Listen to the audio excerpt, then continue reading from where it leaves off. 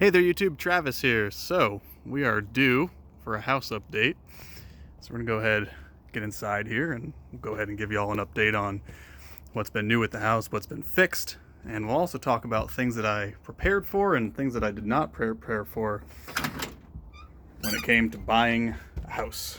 Because this is my first house. But as we can see, this room in here is very different than it was when we looked at this house about 6 months ago. So, first things first, we have a nice new floor.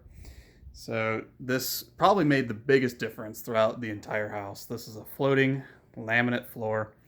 Originally, there's obviously hardwoods under here that extended halfway through the house. The other half, there was some cheap linoleum, which was laid down with some sort of black adhesive, and that just would not come up no matter how much we scraped at it and really tried. So we had some unevenness, which really concerned me.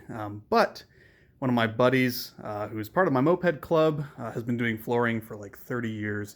And so he really hooked me up here. He used roofing paper and floated it out. So it's actually pretty unnoticeable, the difference. And then he took some quarter round there for the trim and cut that up all nice. And so that came out super well. So now in the one bedroom right there, the main living area, in my own bedroom, we have this nice floor. And this is the Pergo. I believe it's the Outlast, not Pergo. That might be the wrong brand, but basically the nicest type of laminate floor you can buy. They claim it's waterproof, and it seems super durable. So this is a pretty acceptable fix given the situation. So as we can see, this is kind of an intact room. It's pretty wild looking back on the old video, how far this took, how much this took to get to here. Other things worth mentioning about the main room. So the walls look white. Originally, in the last video, I don't know how much I covered it, but there was white wallpaper in here when I bought the house. That peeled down pretty easy. That was your typical 1980s style thick wallpaper. But underneath that, there was 5 layers of the really papery type wallpaper. And that was coming off in chunks. And honestly, some of the wall underneath, the original lath and plaster wall, was damaged. So I didn't have the money or time to gut this living room, which, might have been what it needed. But I took drywall compound and we drywall compounded over every square inch of these walls and then sanded, and it came out pretty good, I think. So it's totally acceptable for now. So the floors, in this room, this had the weird kind of pseudo like wood tile stuff. I did do a coat of the Kills primer lock-in paint, and then we laid this floor down. And similar in here, the built-ins, I need to really clean these up and hit them with a brush, but and you can tell the paint job in here is super sloppy because I had to move in less than 24 hours and paint everything. So a full repaint of the interior will be coming. I just put a couple coats down to give us something solid here, but for now, nice simple little bedroom for living. The ceiling fan will get replaced, as will the other ceiling fans that are in every single room. Other things that are kind of noteworthy here, every room in this house had an old Brinks style alarm, which was going off one day when I came home. It was great. I didn't have a code for it. So eventually, when I had some electrical work done, they cut the power to this, but there was still a backup battery hidden in the basement, and we had to really, there's a screw that locked the panel in place because obviously these are supposed to be tamper-proof. So got the screw out, unplugged the battery, and now this thing is finally quiet forever. I'll be replacing this with a Ring security system, which is $10 a month versus the significantly higher cost of these traditional style security systems. But this wiring is infectious. It is every square inch of the house, every door, all throughout the kitchen. The install for this must have been wild. I can only imagine. So I'm going to try and remove as much of that as I can as I move through the house. I mentioned, these windows, this one should open, but it really doesn't. It's been caulked over and painted over so many times. It's kind of a lost cause. I've read, a lot of different articles about keeping original windows versus replacing. And, if these windows were nicer, yes, they're old growth wood, and yes, the R value between a modern window and an old window is like a difference of R1. It's really not much. But man, I don't know. These things have just been so mangled and painted, and replaced with plexiglass, actually, in a lot of them. So I'm hoping to do new windows this spring. This old friend is still here. So I was going to throw this thing out, but my buddy was like, hey, just turn it on and see how it does. And we turned it on, and this thing puffed out a bunch of dust. And man, this is one of the coldest AC units I've ever experienced in my life. This thing rocks. So that is staying. This is not an actual grounded outlet. Oh no, this is a 3-prong outlet, jury-rigged up to some 2-prong wiring, but that's on the list to get fixed. I did some outlets in this room. There's basically a dedicated 20 amp circuit. All 3 bedrooms have 1 outlet on it. That's really all I could afford to do in the moment. That's been sufficient for our space heaters in our rooms, but eventually we'll go ahead and put in GFIs for the rest of these 2-prong outlets in the main room. All right, so that's this room. Let's go ahead and check out the kitchen. All right, so we're checking out the kitchen now.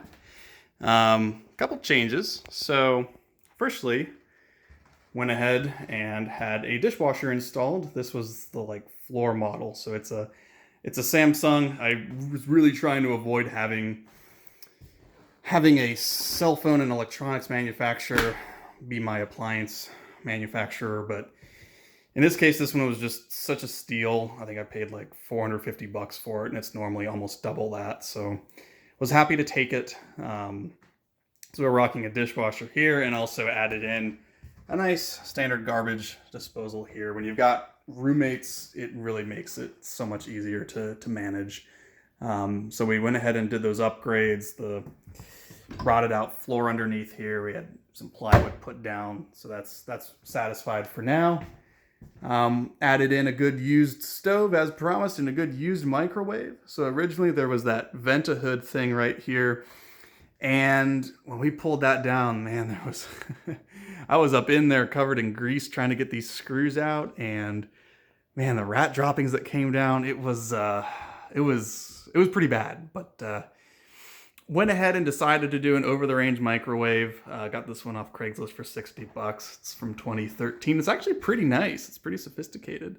But obviously it's got a vent, and there is an adapter to take the top of the microwave into a 6.5-inch pipe.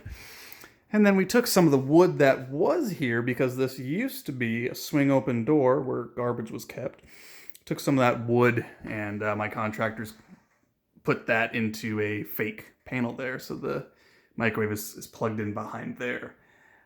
For the kitchen, the cabinets are going to stay. They're all, trying to replace these would be a lot of custom work, and honestly, they're not in horrible shape. They're really not. They could be painted or possibly, little fixtures added for hardware for opening and closing, but honestly, they're going to stay. The countertops will be replaced with just some nice, just builder's grade, fake granite countertops here eventually, and this beautiful Goldschlager floor will also give way to something, maybe tile, and I'm hoping to have that flow into this bathroom here. So this bathroom is unchanged. As mentioned in the last video, it actually was less work and money to build a second bathroom in the basement than it was to correct this one. With this bathroom, boy oh boy, where to start? So there's a pretty serious slant right here, and this bathroom's a mess because it's very rarely used. There's a pretty obvious slant down right here, and this is just a crawl space. The rest of the house has a basement foundation. This is a crawl space that's just this part of the house. And, I talked with one foundation company. I'm going to get 2 or 3 other recommendations, but even if they stabilize the floor underneath with 2 bottle jack style systems and an I-beam to support the floor joists, if they raise it a little bit, it is going to pop all of these seams here, and then that's going to mess up the attic wood, and then that's going to buckle the roof, and all sorts of things can happen, and I wasn't ready to really attack that yet. So that's going to be this summer's big project, is figuring out what we're going to do here. And then, we've got such a tiny area to maneuver here. I'm thinking we should be able to fit a fitted bath tub back there, and then just have a simple sink and a toilet somewhere. We'll make this space work, but boy, this is probably my least favorite part of the house for sure. So tons and tons and tons of work done in there. There's a little bit more to showcase down in the basement though. Okay, so we're keeping this sealed off here because it helps keep heat trapped in the main part of the house. I've been talking about heat here a little bit because, and I can hear it running, we are totally rocking the 100-year-old oil furnace. Yes. All right. So let me see if we can get a glimpse here. Sometimes you can see in between there the fire inside the furnace, and this whole thing is hot. So I had someone come out. They inspected the furnace.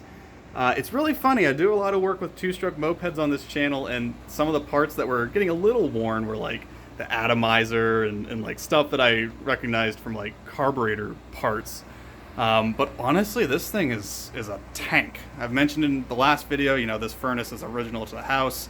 This is your octopus style furnace here. Originally would have burned coal or sawdust, but was converted to oil in the mid 1950s. And honestly, I had oil put in the tank. I had the duct work.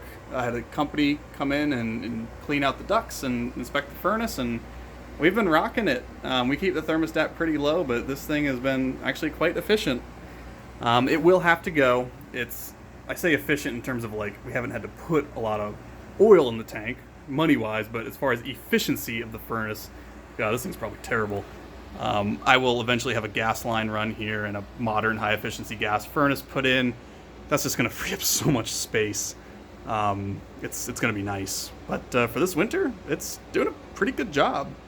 I don't know, when I got my stove and this washer and dryer, I went to a used appliance place that I think caters mostly to landlords. They sell a lot of Speed Queens and classic designs that are just bulletproof. They rebuild the transmissions on these washers. I think probably everybody had this washer growing up as a kid. Not high efficiency and, kind of gross with these buttons ripped out like this, but honestly, I was looking for easy, not high-tech washer dryer stuff. I didn't want a cell phone manufacturer dryer and washer that it's going to break down, so this stuff has been perfect. Again, I've got 2 roommates, so having this stuff be simple is good. Got a dehumidifier down here, which also got used. This thing runs 24/7, and I've got a garden hose that goes out to another drain back there. We just use that space back there for storage. This thing's been really nice too, just keeping things dry. It definitely felt moist down here, and it happens to be right across from the new bathroom, which is all done. So it looks kind of weird on the outside, and you're in this basement with all this stone, and then you take one step in here, and all of a sudden you're in this nice bathroom. So it honestly came out pretty well. I'm quite happy with it. Got a little window over there. Everything is just your standard Home Depot vanity sink, just a regular old standing shower surround. This is some just linoleum thrown down and just a simple $100 Home Depot toilet, but honestly, it's all super nice. Again, there's a buttress that goes around here, so we had some shelf space here put in, and honestly, I'm really happy with this bathroom, and it's been super usable. And now there are 2 bathrooms that function, even if the one upstairs isn't very nice. So we all pretty much in the house use this one exclusively. All right, went ahead and turned on the flash here. We just use this back area here as storage, and there's my pipe there for my radon system, which got put in. And then here was the box that the battery lived in. ADT Brinks, both of them were on there. So this was put in 2013, or at least the new battery was replaced around that time. So that was all put in then.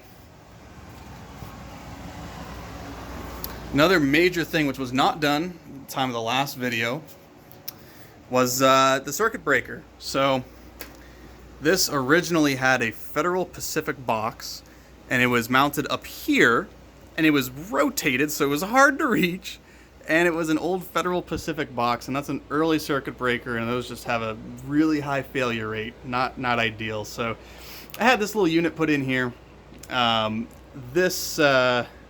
This is 200 amp service. It was 125, and when you have a house where there's no gas line and everything in it is electric, it uses a lot of power. So we've got a nice set of new breakers. We've got a whole house surge protector up here, and we had it nice installed, all up to code, and lots of new wiring run. Again, not a total replacement, but I had some things done, like the water heater was not grounded properly, and we've got junction boxes and all sorts of nice, modern, properly done things. So still forever some remnants of the previous occupants of this house. And this room hasn't been cleaned up. We use this mostly as a home office and as storage here. So there's a guest bed down here, and just did a lot of cleanup work down here, and you know, we'll see what we end up doing with this room. But you know, both rooms upstairs are taken, so this is probably just going to be forever a guest room and an office. So that's the downstairs. Let's go ahead and check out the outside. All right, so we are upstairs now. There's my security light.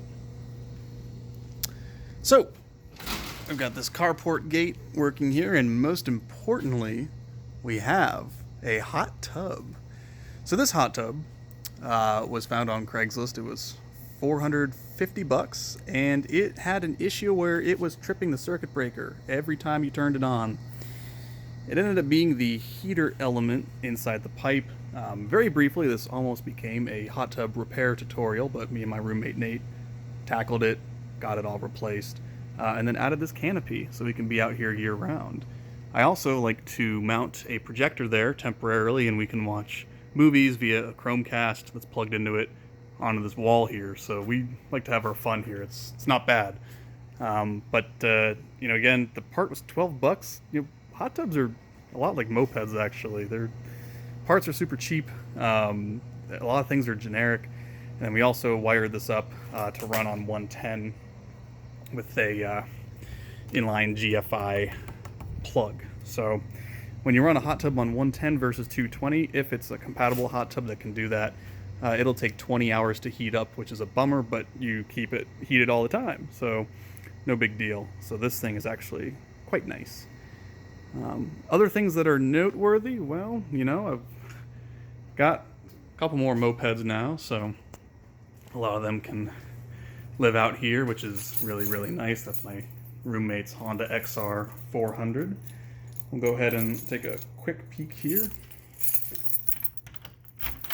at the little garage space that we've set up for ourselves.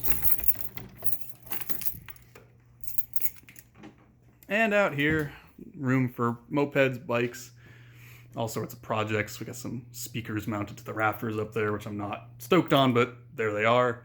Shelving, my commuter bicycle, and everything else that we're all familiar with from various Travis tutorial videos. So, yeah, honestly, it's nice. Really, the nicest part of kind of being a homeowner is having space for these types of things, and also really not having anyone tell you what you can and can't do.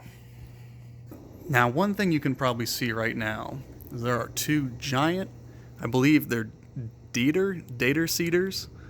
cedar trees in the backyard. So this is not ideal. These things are so tall. They're probably 40-ish feet tall. And what they do is they rain down pine needles all over the ground and makes the soil acidic, and also releases pollen pods and all sorts of things all over the ground here. And it's something that has really, really destroyed the roof on both the house and the garage. And it perpetually clogs the gutters. And it pushes the retaining wall over there that my fence sits on top of. So both of these trees are coming down this week. I will say, when it comes to homeownership, one thing I did not budget for was tree removal. The first company quoted me $5,600 to remove these 2 trees. They're within 5 feet of my neighbor's house over there, so they have to be removed piece by piece by piece, and there's just so much wood. I mean, these things are enormous. The second company quoted me $4,800, and the third one quoted me $3,000. So those are coming down this week. I'm really biting the bullet on that, but it's a necessary thing in order to have green space back here that's actually usable. The other gotcha was the gutters. In the original video, these gutters had massive holes, so I had those replaced, and I had the wood underneath here replaced as well. You know, that was quite a bit of money to get that done too, especially because I waited until the rainy season. So the biggest lessons here, and I took the first quote I got. I was so nervous, and I wanted these gutters done so badly, so I ended up spending like $1,800 to have the garage gutters redone and the house gutters fixed, which had a lot of holes and leaks and things like that. I really wish I would have gotten more estimates though, and I learned my lesson when it came to the tree removal, because that's exactly what I did. I got multiple quotes, and I felt really confident by the end of it that I had really the best price that I was going to get. And when it comes to seasonality, I'm waiting until the summer to replace the furnace when I have the most bargaining power and people are not buying furnaces. So, all right, well, I think that honestly might be a wrap for where this house has come. Okay there, YouTube. Well, that's all I have for now. I will end this by saying lessons I learned with working with this house. Really, the biggest lesson is don't panic. It's so easy when you're dealing with contractors or you're trying to do research on your own to get freaked out about things that might be wrong with the house. I certainly felt that way when I but was doing research around the foundation issues with the crawl space, as well as my gutters and the walls too. Honestly, I was really panicked because I had to move in, and it took me 4 months to get this place turned around instead of the 2 that I estimated. I really worked myself up, and I'll say I didn't really account for the emotional and mental strain that trying to do all of this work while working full time and maintaining all my friendships and my girlfriend, everything. The massive amount of work, all the strain that would put on me, did not really account for that properly. But just like everything else, it's always worse when you're in the thick of it, the way you think about it. A few months later, a lot of these worries weren't really that big a deal. So anyway, YouTube, I hope you enjoyed this update to the house. It's pretty nice having my own spot, and I'm hoping that with this space, we can do a lot more work with the videos. So until next time.